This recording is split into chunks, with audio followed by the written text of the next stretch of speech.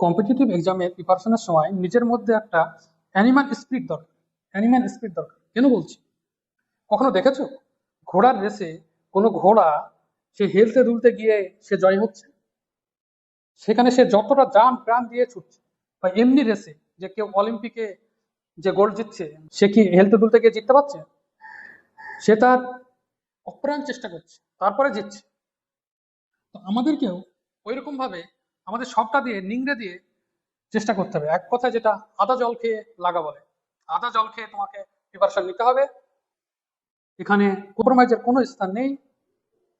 হ্যাঁ, আমরা জানি যে slow and steady win the race, কিন্তু সেখানে কোনো পরিকল্পনাহীন ভাবে হেলতে দুলতে যাওয়ার কথা বলা হয়নি। সেখানে বলা হয়েছে পরিকল্পনা করে তোমাকে সঠিক পরিকল্পনা নিয়ে এগোতে হবে। তোমাকে প্রস্তুতিহীন হিসাবে এগোনোর কথা বলা হয়নি, তোমাকে লক্ষ্যহীন ভাবে এগোনোর কথা বলা হয়নি।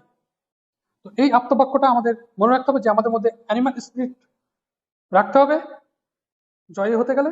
আর তার সঙ্গে সঙ্গে slow and steady win the race, এটা আমাদের ধরতে হবে যে পরিকল্পনা, সঠিক পরিকল্পনা যেন আমাদের থাকে সেই রেসটা জয় করার জন্য।